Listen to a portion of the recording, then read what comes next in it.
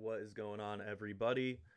Riley McShane here, host of the Metal Blade live series and singer for Allegiant, here with my friend Dave Davidson of Revocation. How you doing, man? Doing good, man. How about yourself?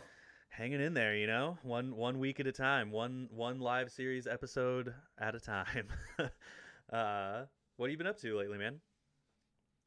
I've just been writing some music, been promoting the new Gargoyle, been teaching, so a whole bunch of little things, but they Just definitely add up. Oh yeah, stacking that plate high. So speaking of gargoyle stuff, I mean, I saw you guys play. We shared a venue sort of during Mhm. Allegion's last album cycle press run. Greg and I were out in New York, and we had our listening party the same night as you guys were playing a show at the Kingsland, and it Yep. was fucking sick. It was super sick. So tell us a little more about that. How did you come to join that band? What's the is there anything different really musically, obviously from Revocation? I mean, I know, but for the listeners, and then is it what's it like working on that different style of music? Are your roles any different? I know you mostly play guitar, but you do a little bit of vocal stuff here and there too. um, yeah, dive into that. Sure. I started Gargoyle a few years back with Luke Roberts. Luke plays in a bunch of awesome bands up in Canada. He's from Toronto. His band, one of his bands, Ayahuasca, had opened for Revocation on a tour several years back, and I was a big fan of his style, and we just kind of got to talking and decided to collaborate on a project together.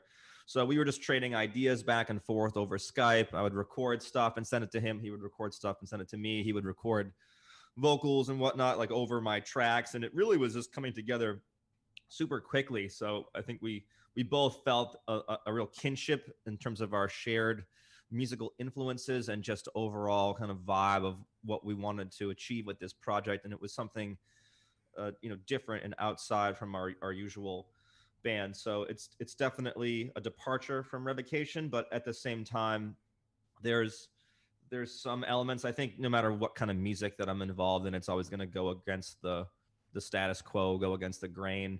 I'm not interested in writing just straight up like pop music or something like that, right? So it's always going to have some strange or ugly characteristics here or there, but it's also really beautiful at the same time. I think the best way to describe it would be like we're we're we're a prog rock band in the true sense of the word progressive. So Absolutely. there's elements that remind me of the band Virus. There's elements that remind me of Alice in Chains. There's elements that remind me of Opeth. There's elements that remind me of Ben Monder. Like there's all these different influences that are kind of rolled into this project, and I think it's truly more than the sum of its parts. So it's obviously hard to categorize your own music. So I would just encourage people to go out there and listen to it. But yeah, it's definitely not death metal. There's no blast beats. There's no screaming. I purposely wanted to do something different with this project and scratch like a different itch and showcase a different side to my playing. Right. And it definitely shows as someone who has seen it live. I was gonna say in that Alice in Chains thing. It's funny because your singer kind of looks like Jerry Cantrell a little bit. He's got that vibe going on. Um, but yeah, stylistically and musically, there's it's a huge departure from Revocation in my opinion, and in like the best way possible because it still showcases so much of what you can do musically. And it really really shows off how multifaceted of a guitar player you are. So I am super stoked to see more stuff coming out of that personally. So very stoked. Check out Gargoyle if you haven't. I'm sure you can find them pretty much anywhere you can find music. um, Yep. We've got a new record coming out October 9th. So we've just been Sick. putting on a couple singles. We actually have a brand new single premiering Monday, I think, Nice. with the music video. So this will be the third single before the record comes out. So yeah, you can check out the first two singles on Spotify, Apple Music, YouTube, Bandcamp, wherever music is streamed. Wherever Um, you can and then find and you music. can pick it up through Season of Mist. They've got the pre-orders up now and all that good stuff. Nice. That is awesome. So you mentioned as well that you've been teaching. Have you been a guitar teacher for a long time? I know that Greg from Allegiant does a lot of that. That's like his full-time job when we're not touring and all that stuff. Is that also kind of your situation as well? Yeah, I've been teaching since I think I was 16 years old, 16, 17. I Damn. actually got asked back to teach at my high school the year after I graduated. So I was attending Berkeley and then teaching at my old high school at the same time, which was cool. But it was also kind of funny. Like, one year you're a student, and the very next year you're like part of the faculty. Um, so that was cool. But yeah, I love to teach. I've been teaching for a very long time. Um, I primarily teach over Skype. Oh, I mean, only teaching over Skype now, obviously because of what's going on with the pandemic. But primarily, I was kind of teaching over Skype anyway, even before that, just because I've got so many people that are hitting me up, sort of from around the U.S. and around the world. Um, but it works really great. I've got like a good setup for online teaching, and it's just kind of been something that I've been passionate about for a long time. I've always had great teachers growing up, and they've imparted so much knowledge on me. So I really like to sort of pay that forward, and I love seeing that light bulb go off over people's heads when like maybe they might be struggling with the concept, and then all of a sudden it just like clicks. Whether it's with a technical thing or more of a theoretical concept. So yeah, I love teaching, and it also keeps me sharp as well. I'm constantly having to sort of think about different concepts from different angles in order to explain them, because the way I explain something to one student might not work for somebody else. So I think through that refining process and constantly thinking about music in that teaching way uh, makes me a better musician at the end of the day as Yeah, well. absolutely. I also teach obviously vocals and not guitar, but it's same set of challenges and same kind of set of like, one thing with one student will really click and resonate, and then another thing with another student will really click and resonate, and finding this like kind of middle ground in which you can take, each one's kind of trouble area and learn a universal way to teach it is super interesting, and something that I find a lot of teachers kind of end up saying, being like, yeah, there's it's like you said, you're always thinking, you're always kind of having to try to be like, okay, how do I explain this in such a way that like this particular student is going to understand it. um, so that's super cool. So you started a website recently, davedavidsonguitar.com. Do you funnel a lot of teaching stuff through there, or what's the main primary focus of that website launch? Uh, yeah, it was for it was sort of like an overall hub for all the different things that I'm involved in, right? So it's got links to Revocation and Gargoyle. It's got my bio, it's got my gear list, and then there is like also a lessons tab on there. So that's the place where people can go and like reach out to me directly if they want to book a lesson. And I also, during quarantine, essentially assembled like a 120-page book of like exercises, chords, scales, arpeggios, just like a lot of great practice materials for people that they can just download from the website. So that was another cool thing that I've been meaning to put up somewhere. And with the website launch, I really wanted to focus on creating this lesson pack for potential students, or even if people don't want to take a lesson with me but just want to check out the lesson pack and work from that on their own. I think it's really helpful. So I've assembled various handouts throughout my years of teaching, and I would just kind of give them out in lessons. So now it's like, all right, if I'm going to launch this website, let me compile this all in one place. Let me add to it and really make it super robust so that someone could pick it up and have like a ton of stuff to work on in quarantine, or hopefully when we get out of quarantine they can still have stuff to work on. Don't just master it all, in 6 months to a year. Yeah. That's really cool though, man. That's like a real, I've not ever really heard of another, guitar instructor just being like, here's, 120 pages worth of handouts and resources that you can just fucking go ham with and like learn at your own pace and all that kind of stuff. And it also sounds like a really cool tool that can like, you know, people will get a hold of it, through one party or another, and then be like, oh, I want to like take lessons from the guy who wrote this and like actually see the practical application of these kinds of things. So if you're looking to play Yeah, guitar, I've had students, purchase the lesson pack and then hit me up for lessons afterwards. So it's a good way to just, yeah, drive more students. And like I said, I put it out there too for not just people that want to take lessons with me, but for someone that maybe, yeah, isn't interested in doing the one-on-one lessons, but just wants to buy something that they can work on, yeah, at their own pace, because everyone learns differently, and some people prefer to learn things on their own, not have a teacher. For me, I'm biased because I always had teachers growing up that I learned from, so I always like that one-on-one. But if learning, if doing your own thing with the material is more like how you want to use your time as a guitar player, then yeah, this lesson pack's definitely good to work through. And there's just like a ton of stuff in there. Like I said, there's etudes and even just sort of basic chord shapes. So everything from like the beginner basics all the way up to like really like advanced stuff is all like present in that lesson pack. And I also broke it up into smaller packs as well. So if like the chord part of the pack doesn't interest you, you can just get the arpeggios pack or just get the scales pack. So it's sort of separated out as 3 separate things, or you can get them all together for like more of a discounted price. yeah.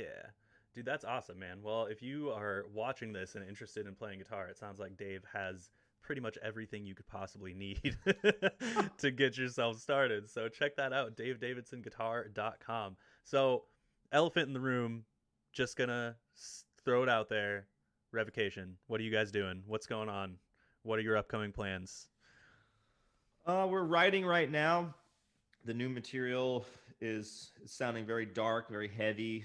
I'm really stoked on it. I know the other guys are super pumped on it as well. We've been kind of demoing it out loosely, like before the pandemic hit, because I've been so focused on Gargoyle. Like the writing has taken a little bit of a back seat to that, just because I'm trying to push the new project and promote that. And there's like anytime you got a record coming out, as you know, you got interviews and I mean, we're doing the podcast and stuff like that. So there's all these other things that,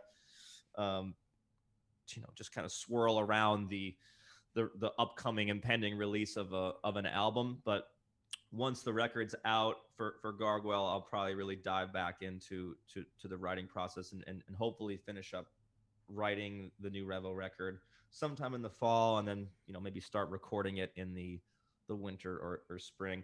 I'd probably be a little bit more proactive with this if the pandemic wasn't still raging, because there'd be like maybe some potential tours, but I just don't feel any pressure at all to write or get back on the road. So I'm just going to take my time with it.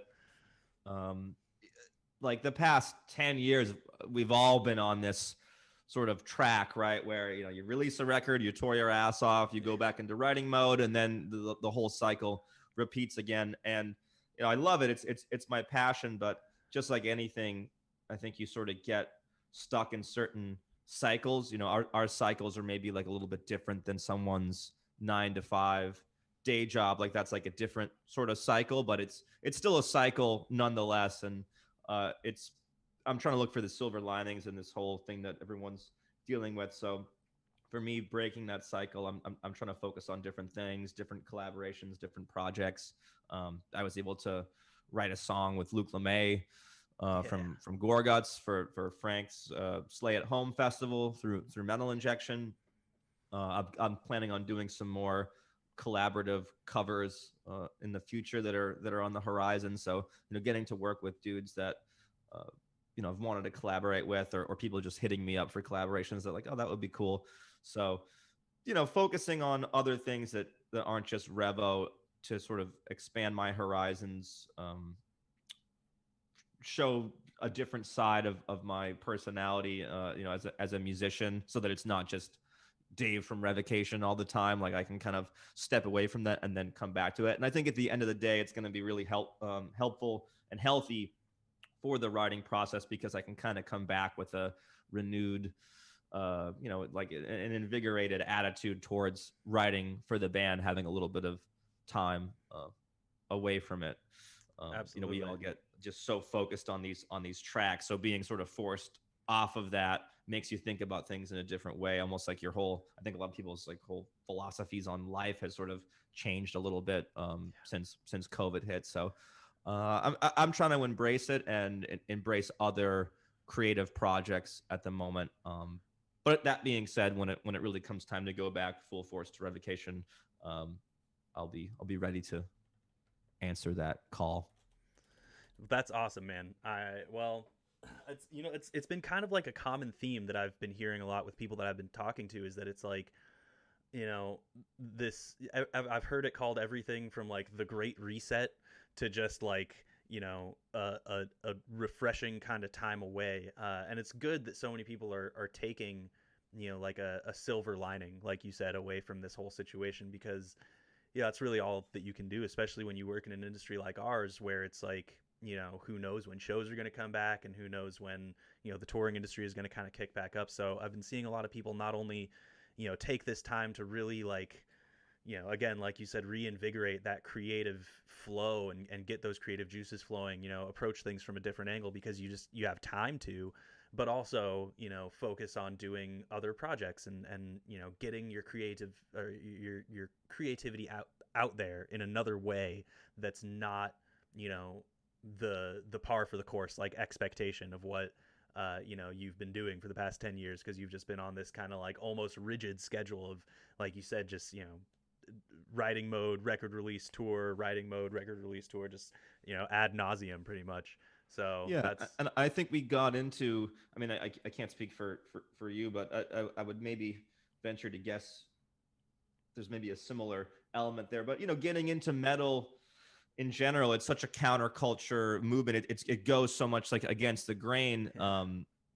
So as soon as it starts to feel familiar or whatever, like it's like almost like, all right, now I want to do something else, right? I, Yeah. I embrace this because it was so different than the music I was like hearing on the radio or this or that, and like I went full force into that, and now that that's starting to become not predictable, but yeah, just that kind of that track that you're on. It's like, all right, let me go the other way. I went down this path, and now I'm gonna change up the course and then come back again. And I think it's going to be really good for the writing process of the next Revocation record, because I was able to get out a lot of my like rock influences. Like, I mean, I grew up, I started playing guitar because of bands like Aerosmith and Guns N' Roses, and then embracing bands like Alice in Chains and all these killer rock bands that had such a unique style. I wanted to try to get that out. It was such a part of my like musical DNA. So now that I've sort of embraced that, it'll be time to go full bore back into the death metal side of the spectrum. Yes, Soon yes. enough. Well, I personally, and I'm sure many others, are looking forward to every project you're involved in. You're a fantastic guitar player, and all your songs just fucking rip, man. So I'm super stoked to hear that new Gargoyle record for sure. That's like right up my alley. I'm a big old prog nerd. I mean, I'm wearing a fucking Navel of Scars shirt right now. Yeah. So I yeah, big old prog nerd. I love that stuff. Even like the classic prog, when for the longest time when people would be like, "Oh, what's your favorite band?" I would just default to Pink Floyd. And people would, generally be like, "Oh yeah, I do like The Wall and Dark Side of the Moon." I'm like, "Yeah, those are like really good albums, but like, man, give me some of that whimsical ass fucking Saucer Full of Secrets, Piper at the Gates of Dawn shit." Like I just love that like, like storytelling vibe that Right. that old school like Canterbury era like progressive rock music has. Mm. Um, so and I got that vibe a little bit when I saw you guys, last year. Thank you. Thank you. Yeah, so I mean, I'm even very even stoked. Queen, I think, could be considered prog rock in some Yeah, dude. senses. I mean, I know they're not considered that; they're more considered a classic rock band. But for their time, and even up to modern standards, they had some really kind of proggy elements to them, especially in some of like, I mean, Bohemian Rhapsody. That's just like an epic song with all these vocal layers and Oh all yeah. these different mood changes. So um, even in the classic rock realm, I think some of the bands that we still talk about today and are still revered had, whether you want to call it a progressive tendency, or not, like just something about them that set them apart. And you could tell that they were writing music for themselves. I guess that's the point at the end of the day. I mean, even in pop and stuff like that, I mean, there's artists that are truly themselves that write some really incredible music, like in the pop sphere, right? It all comes down to honesty, I think, at the end of the day. And like, is your musical identity, is your voice coming through? And if so, then I think it's music like that that always stands the test of time, like no matter what the genre. Absolutely.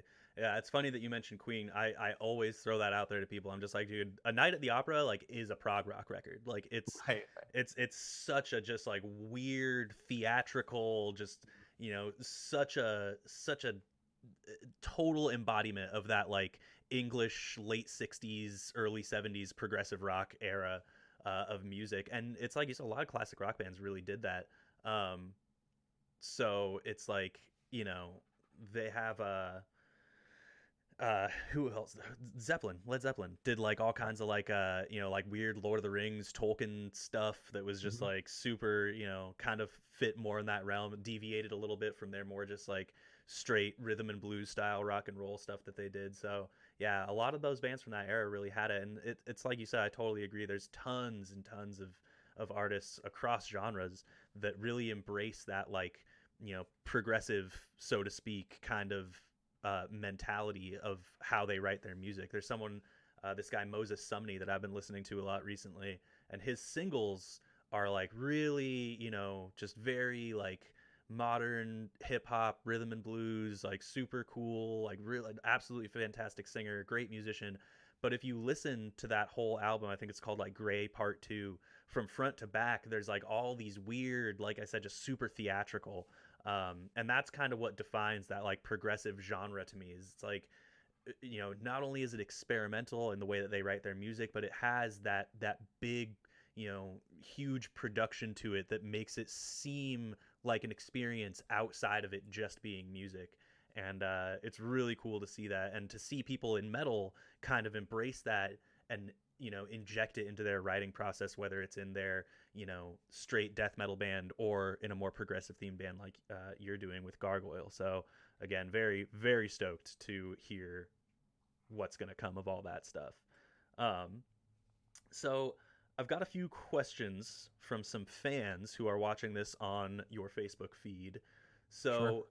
So uh, Benjamin Franco asks, what book or tip do you recommend for chord mastery? Oh man. Um,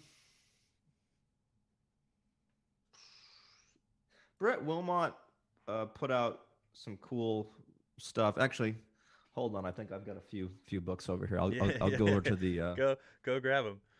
Yeah, let's see here. Find the right one so I can get the name of it here.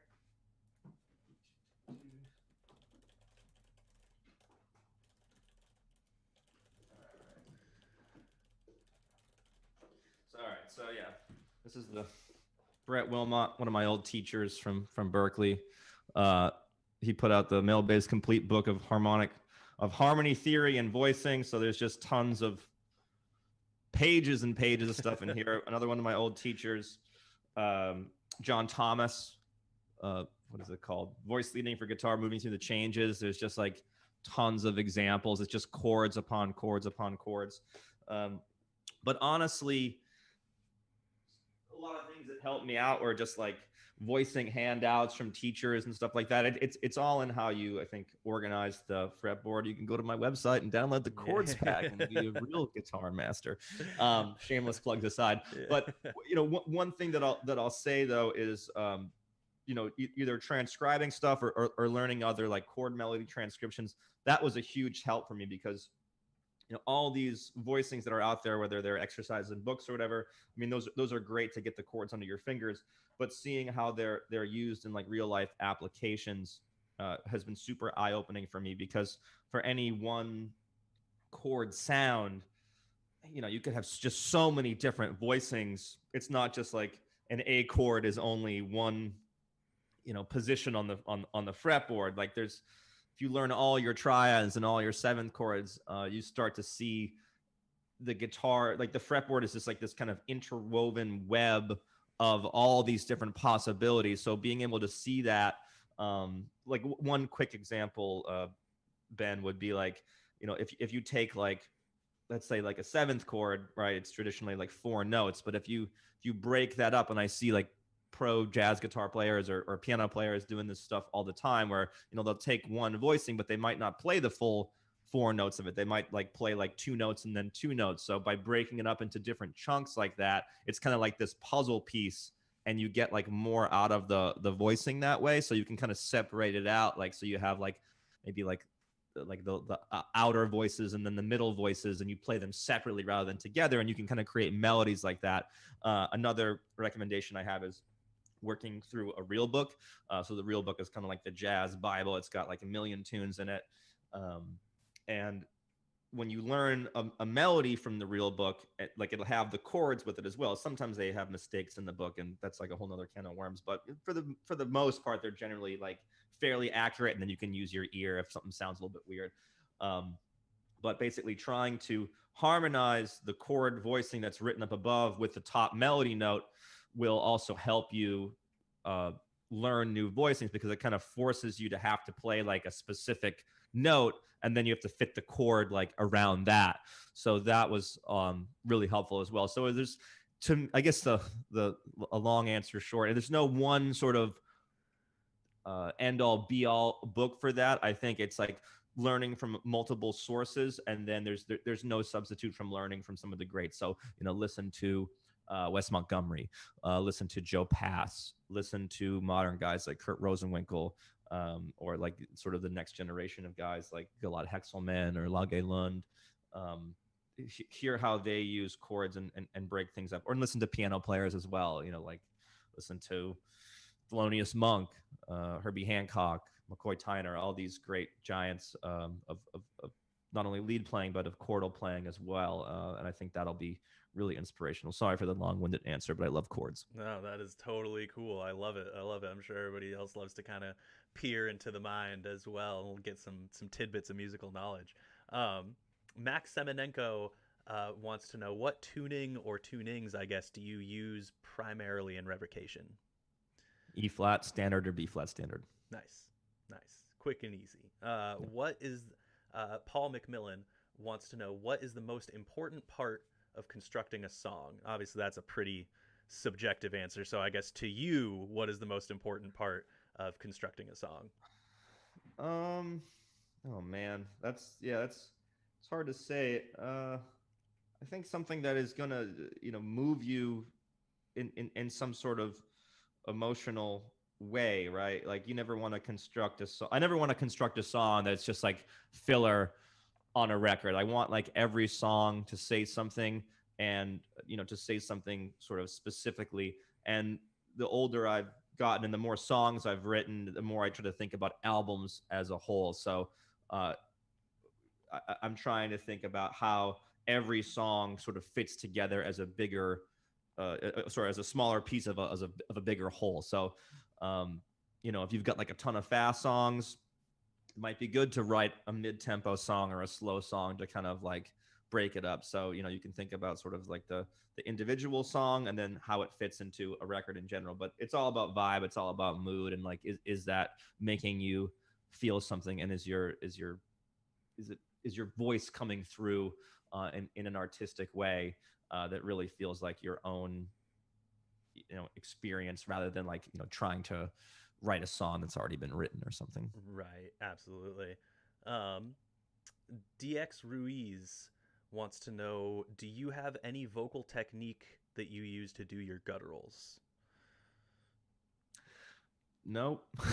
I don't know. I just kind of do it. I don't know. Like, I mean, I think it's been I'm not really thinking about it when I'm doing it.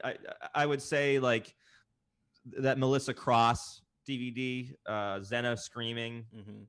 Check that out. There was some good tips in there about like breathing and stuff like that. Like essentially you want to sing from like your diaphragm, like from your gut. Like you don't want to be singing from your throat, because that's how you're going to end up blowing your voice out? I mean, you're the expert here. You're the Yeah. vocal. He should be asking you. Yeah, totally. I mean, technique is really important, you know what I mean? And it's oftentimes though a product, a byproduct of your natural progression as a singer. You know, I spoke to Travis, I'm sorry, not Travis, Trevor of Black Dahlia Murder, about this same kind of thing on another thing that we, you know, another little chat we had on this series. And you know, it's really just all about, you know, finding your voice and then applying proper technique, which is like, you know, breathing, posture, articulation, resonance, all that good stuff, to like your voice and the way that you do it. So and I'm assuming that's pretty much what you're doing as well, even if it's not as like conscious of a process as that.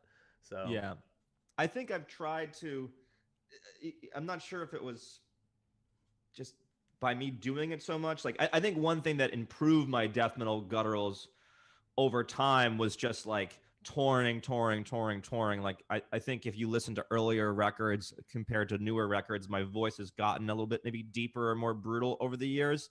But I don't know if that was necessarily like a conscious thing, like me like really practicing that, or if it was just like I'm on the road for like 3 months in a row and like there's just like vocal calluses or something, something happened to my vocal cords over those, months of grinding it out that just kind of like molded it into what it is today. So absolutely. anyway, yeah, I wish I had a more kind of specific, thoughtful thing for that, but I think it's just more like a product of just repetition and just grinding it out on the road. Hey, practice makes perfect. That's There you go. also a totally valid answer for that.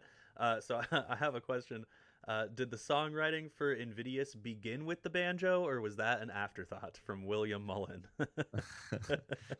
uh, it happened after the fact, but I guess it was sort of it was actually really inspired by Converge. Yeah. So some of like Kurt Ballew's riffage. He's such a unique guitar player, but he's got some of those like weird kind of dirty rock licks sometimes that like kind of like make their way into Converge songs, which I always like was fascinated by because there's such like a punishing band. But there'll be certain certain riffs, like he'll be doing like these like pull off things, like these kind of like jangly like open string, and sometimes it almost reminds me of like a rock lick or even like a country lick or something like that. So I was like, oh, it'd be cool to kind of take a little bit of that like rock blues like chicken picking but sort of filtered through a Converge mentality. And that was how that riff started. So yeah, I wasn't thinking about a banjo at all. I was more thinking about Converge, and then like listening to it, I'm like, oh, that kind of sounds like a classic like chicken picking, something that I could hear on like a banjo. It's funny. I don't play banjo. I bought a banjo. I tuned the banjo like a guitar, and then I returned the banjo the very next day to guitars. So That's um, amazing. yeah, but everyone's like, "Oh, you play banjo?" I'm like, "I don't. I don't play banjo." So, one more question from the fans before I get back to some other things that I had laid out for you. So, any plans to ever experiment, write, record songs with an eight string? Um, yeah, people ask me that a lot. I don't have any plans to do that. Uh, I love music with eight strings. I mean, I think Meshuggah are incredible. There's a lot of cool bands that do interesting things with those. For me, I think a seven string, um, is enough. And also like sort of philosophically, like thinking about things from a frequency standpoint. When you're playing with a seven string, like that bass, that low string on the bass is a full fundamental octave lower than that B string. So you do get that low, sort of, I guess, like I don't know, frequency or whatever, right? Like underneath the guitar. Whereas like on eight strings, it's like a lot of times like the bass and guitar will be tuned to the same frequency, so for me sometimes like seven strings sounds heavier, like music written on seven strings sounds heavier because of that like bass phenomenon. um so I always just for me feel comfortable on the seven string, and I think there's so many bands out there that are doing eight string stuff now and they're doing cool things with it. I don't really feel the need to sort of throw my hat in the ring with that, and I can just sort of, we went from six string to seven string I'm gonna start taking strings away. We're Yeah. gonna do five string guitars. I remember hearing a rumor in like high school, middle school, something like that, about how Wes Borland from Limp Bizkit would take the E and the B off of his guitar and just play with the uh, bottom four strings. And I'm just like, I mean, I guess he doesn't really use the B and the E much in Limp Bizkit. They're not shredding. Like, I guess that Yeah, makes sense. So I always thought that was super funny. I'm using only the top high three strings. Yeah. We're doing the G, B, and E. Just and it's just gonna be. I'm gonna crank the treble. It's just gonna be the shrillest sound ever. You want to talk about progressive rock? Here we go. Here we go. Yeah.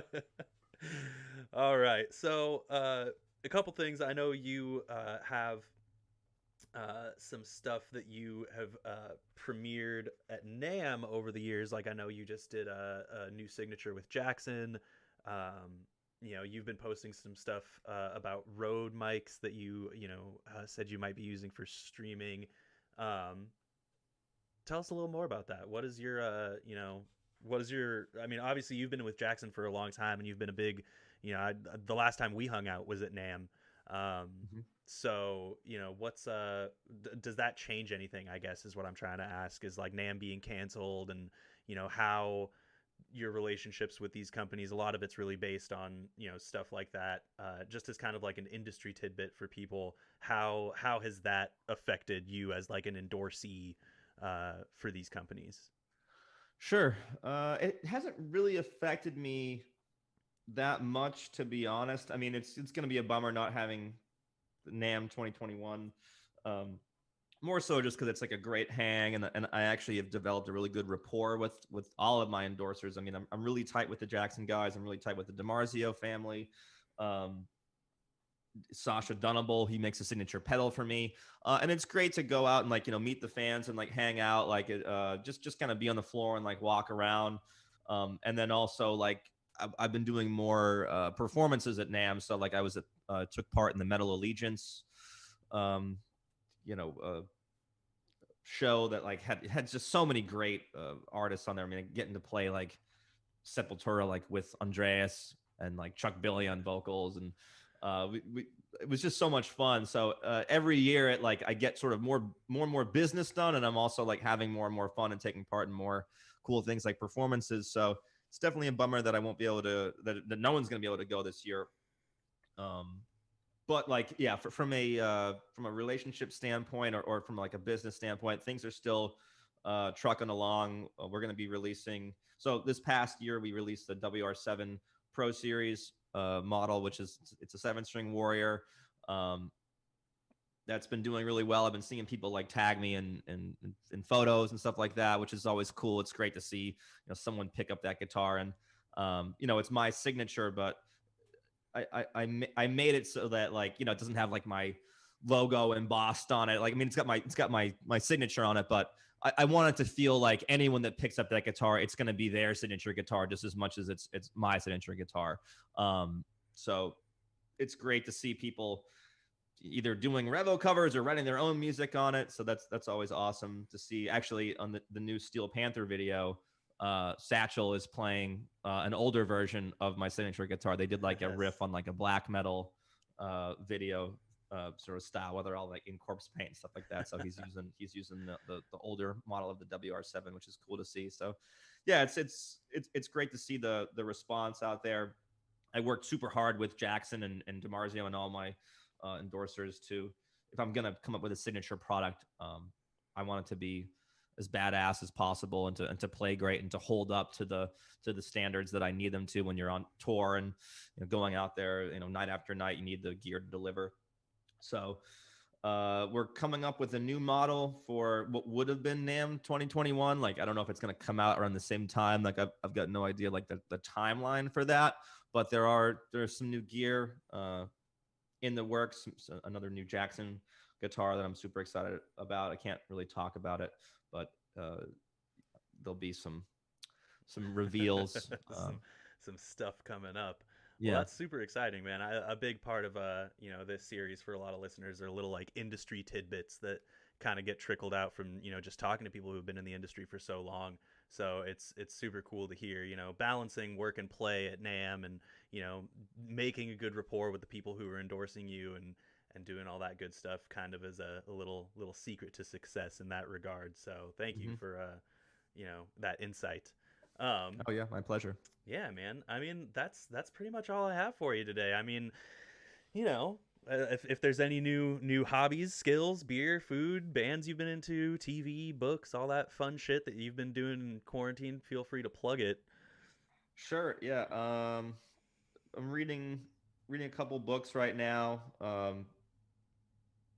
Uh, I would say definitely check out if you're into like political books and whatnot. I'm reading Chris Hedges' new book. It's called America: The Farewell Tour. Um, just amazingly well written. So much information. It's there's a lot going on in that book, but it's definitely very eye opening. Um, I like guys like Cornell West and really great thinkers like that, and I definitely put Chris Hedges in that same category. So that's been a book I've been reading. As far as like new bands, I've really kind of gone down the death metal rabbit hole these past few months. I was primarily working on like a lot of jazz stuff. I kind of I weave in and out of different genres, and will sort of live in like, okay, I'm just listening to like Wes Montgomery and Miles Davis for like a couple of months at a time, and then I might go on like a classical kick. But yeah, I circled back around to death metal and sort of combed through the crypts and like, oh, what's been going on like this past like 2020. But some really great records. The new Lantern record is awesome. The new Cosmic Putrefaction record is super sick. New Warp Chamber is just like pure filth, just gross, like Demilich style Yes. riffage. I don't even know if the vocalist is like saying anything. She just sounds like a demon. Like it's like all reverbed out, and it's just so yeah. It's got to have good riffs, and those three bands definitely bring the riffage hard. So and there's so much more. Um, Out there that I've been diving into. One record that's not, death metal would be Felder's new record. He's like a really fantastic New York. He's a jazz guitar player, but like he's got a lot of different influences. It's like everything from, jazz to sort of fusion rock. So his new record, I think it's just entitled Two, because it's the second record, and it's a lot of cool stuff on there. And he's just like a assassin when it comes to soloing. A great tone too. That's So yeah, awesome. that's some of the stuff. Food. I've been kind of cooking a lot. I got a couple really nice cast iron pans from SB Forge. I'll give those dudes a shout out. Yeah. They hooked me up with some like awesome like carbon steel cookware. I've never been like a big like Nice. cast iron guy. I never like used it, but I've been like loving cooking with it. Um, you season that pan, Yep. get that thing nice. You can just Uh-huh. fry eggs in it; they just like slide right out. So yeah, a lot of quarantine cooking. So been eating good, been listening to a lot of music, been reading, and then I'm watching that. I'm not like a big sports guy, but that Last Dance Jordan Yeah. documentary is so good. It's Like so good. Michael Jordan was just like, I mean, as a kid you grew up like hearing about Jordan, but like, fuck, he was just like insane, just like It's a beast of a yeah, player. And it's it's just insane unreal. seeing all those like highlight reels of him just like crushing it on the court, and like his Yeah. whole work ethic. The passion that he had for the sport is just like, it's contagious to watch his enthusiasm. It makes me want to like, I'll be like watching it like while I'm going to bed, because I never watch like TV during like the day or in the morning. I always like get up and start, but like, yeah, I'll be watching that. I'm like, man, I should pick up the guitar and like practice for like 10 more hours, like after like watching him just like slam dunk in like everyone's face. And he just seems Yeah. like such like a cool dude too. So Yeah, yeah, he's definitely a timeless icon. You know what I mean? yeah, He's like up there with those dudes like Ali, right. just other greats of their particular sport. And you know, there's other documentaries around about his career, and how he his brief stint in baseball, and like all the weird kind of kooky shit he did. Um, but it's really cool to see like this one particularly come out that's like so in depth and so full scope, and just like really go over it, because I feel like, he deserves that time back in the sun after so many years away from the public spotlight. So yeah, I really enjoyed that documentary series too. He's a badass. Um, Sick, man. Well, dude, thank you so much for hanging out with us. On that note, we'll close this up. But yeah, man, thanks a lot for hanging out with us. I am Riley McShane, singer for Legion, host of the Metal Blade Live series, and this has been Dave Davidson of Revocation, Gargoyle, DaveDavidsonGuitars.com, tons of other super interesting and exciting shit. If you are not following him yet, all of his social media info is right down here below me. Make sure to give him a follow and keep up on all the sick shit that he is doing. Thanks again, man. We'll talk to you next time. Riley, thank you so much, man. It's always a pleasure, and thanks so much for everyone for tuning in. Appreciate all the questions. Yeah, hopefully we'll be out in the road once this is all done. Get to hang out with all you guys. So Hell appreciate yeah. it, man. Thank you.